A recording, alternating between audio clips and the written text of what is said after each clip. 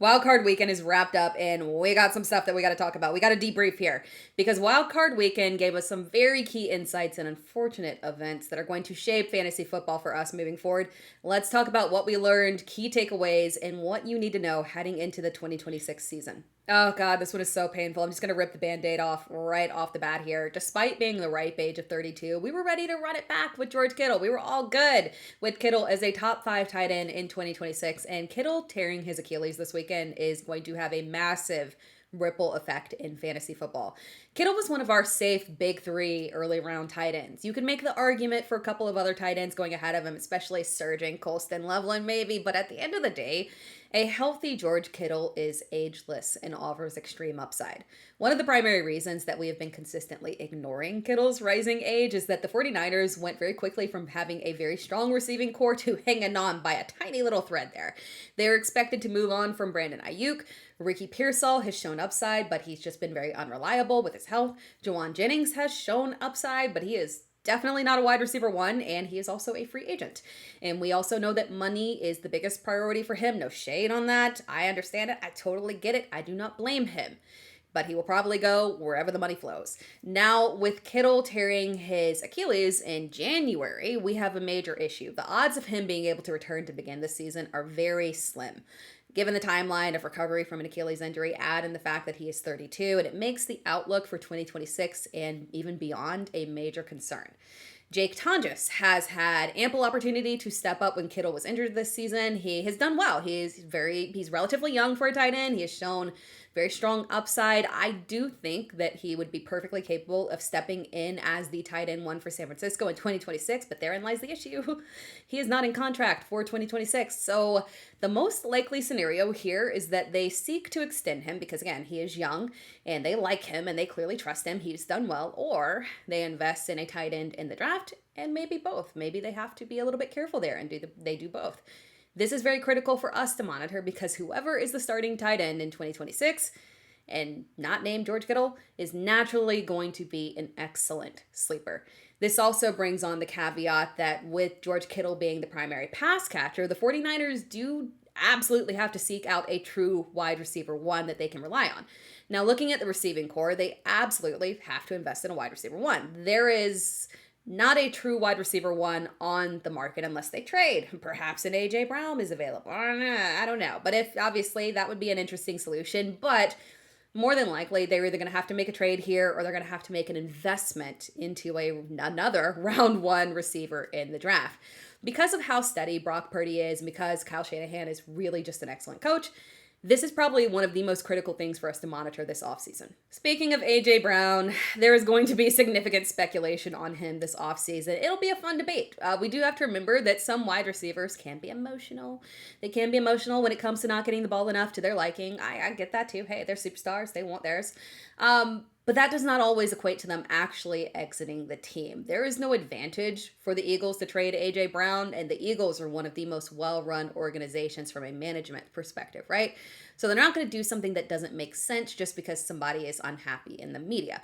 Clearly, though, something does need to change with the team, and quite frankly, this is not the first time that we have seen a downturn after a good season. Often that is correlated with them losing an offensive coordinator and a new one coming in and not being enough and having to get fired. By the time you watch this video, it is entirely possible that the Eagles have fired their offensive coordinator and have jumped into the market very quickly to try to grab a new one because the market is very hot right now with a lot of head coach openings, and the fact that half of these fired head coaches are getting interviews for other head coaches' job, that says a lot right now. So they might move quick.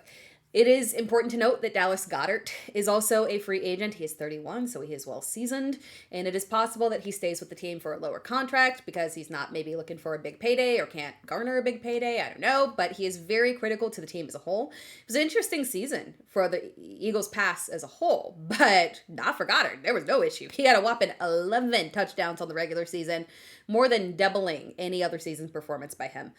Quite frankly, they also have 2 other tight ends hitting free agency. I do not think that either one of those guys are guys that they would trust to hand the reins over and have as their tight end 1 moving forward. So they'll either retain Goddard or they'll be out seeking a new actual tight end 1.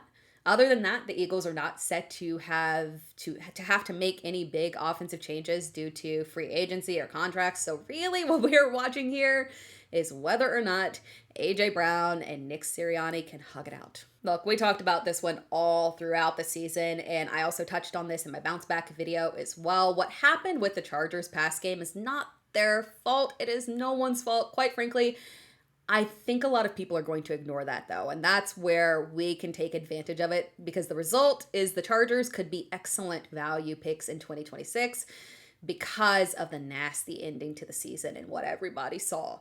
In my early rankings video, I talked about the fact that Amarian Hampton is going to be ranked fairly high and that I'm exercising caution, a bit of caution with his ADP just because of the likelihood of Kamani Vidal still being involved. But when we look at the Chargers pass catchers, we are probably not going to see any receiving option go in the top 24 receivers. Part of that reason is because, one, they have so many options. They have all shown upside. They're all young with the exception of Keenan Allen, who is not under contract for 2026. Ultimately, the key here for us, regardless of who ends up shaking out as the top option in the offense, they are going to all likely be drafted below their actual value, because everyone had to sit there watching Justin Herbert get lit up repeatedly on a national stage in the playoffs. And it was just kind of demoralizing, and it's going to leave everyone with a bad taste in their mouth heading into the 2026 draft season. But this has been going on for a while. This is not something new, right? We know exactly why it was happening. The Chargers suffered way too many injuries to their offensive line, and there was nothing that they could do to rectify this issue. They made it work the best they could. I hats off to them for even making it to the playoffs. They did very well, decent enough in the early portion of the season with the absence of Rashawn Slater right off the bat. But then Joe Alt, that was the final dagger that you just could not physically recover from. Again, there was no way they could have avoided this. It was just the two worst injuries that could have happened outside of Justin Herbert. Now, they did not go into the season putting Justin Herbert in behind a bad line. They just had too many injuries. Slater's injury happened extremely early, so him being available in the beginning of the 2026 season does make sense. Joe Alt's injury was a high ankle sprain that he needed surgery for. Logically, he should be back for the beginning of the season as well, provided that they return to health. The Chargers have one of the best offensive lines in the league. They can keep Justin Herbert upright, and if he stays upright, he will have zero problem getting the ball to his talented pass catchers, and we can take advantage of that. You guys know that heading into the season, if you follow me, I was stupidly pro Jalen Coker. Unfortunately, that got derailed by him starting off the season injured. He missed the first 6 games of the season. Then it took him about a month to really find himself in the offense. But once he found himself, he made it very clear. He is the second look in this offense. Make no mistake about that. I feel like a proud mom watching him close out the season. And this weekend's performance of 9 receptions, 135 yards, and a touchdown was absolutely outrageous and beautiful. He looked incredible. He looked like the prince that was promised by me. Unfortunately, he is a free agent. But I do have faith. I have faith that, considering the Panthers' actions have shown that they were committed, like, they're not surprised by this performance. Everything has aligned with them understanding and knowing that he had this level of upside. They wanted him to step into this role. So I think that they would likely try to re-sign him. I personally see him as and also have him ranked as one of the top 10 receivers available on the market in free agency. But it's not as if the Panthers are hurting and they can't afford. It's not as if he's going to garner a massive contract. So they should be able to give him a nice little contract. Shouldn't be an issue here. So I'd expect him to stay with the Panthers. And say what you want about Bryce Young, but every single year we have seen improvement from him. There has been an issue with consistency and his volume. That is undeniable here. Games with 260 passing yards should not be an anomaly for a quarterback. But with Coker emerging and Tedero McMillan continuing to look like what I believe is a true wide receiver 1, I do think this offense is heading in the right direction. I'm excited to see where they head next year. I talked about this a little bit last week when we talked about Trevor Lawrence. The Jags receiving core is going to be very interesting in 2026 because the Jags traded for Jakobi Meyers and extended him. So now they will have 4 starting receivers under contract. That math doesn't quite check out, right? Not for our purposes. Great for them. A little weird for us. The glaring most productive wide receiver has been Parker Washington. He is clearly not the wide receiver 1, right? In theory, but I mean, he is operating that way, right? Theoretically, he should be the odd man out when Travis Hunter returns to health. But I don't know how you put that genie back into a bottle. Mind you, Parker Washington is young. He was just a third-year receiver this year. And despite not actually starting as the starting receiver until week 7 and dealing with a minor injury later in the season, Washington had 847 yards on the season. Yeah. He led the Jags receiving core in receiving yards, receptions, targets, and technically touchdowns if you exclude Travis Etienne. Then you have Jakobi Meyers, who obviously they just extended. He definitely earned that extension, no issue there. While he did take a backseat to Parker Washington to close out the season, he was still a very strong and reliable target for Trevor Lawrence. Then you have Brian Thomas Jr., who ultimately, this was disturbing. But we would be remiss to disregard the 12,000 yard, 10 touchdown rookie season that he had. All of the success from Jakobi Meyers and Parker Washington obviously happened without Travis Hunter, unfortunately, who got injured after finally looking like a true wide receiver 1-2 against the Rams back in week 7, 100-yard performance and a touchdown.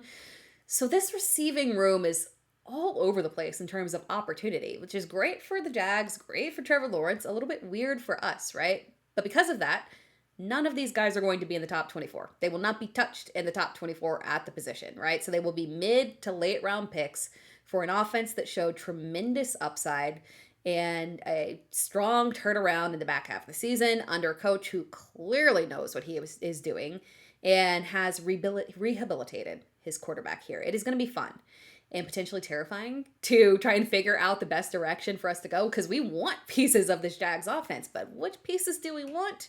We got to stay locked in this offseason to figure it out. Thank you so much for watching this video. If you enjoyed the video, be sure to like the video, subscribe to the channel. You can find me across all social media platforms at It's Terra Time, so make sure that you are locked in, tuned in, subscribe, turn on notifications, and all that good stuff, because we got more content coming out all throughout this offseason, and then we are heading strong into 2026, so make sure you stick around.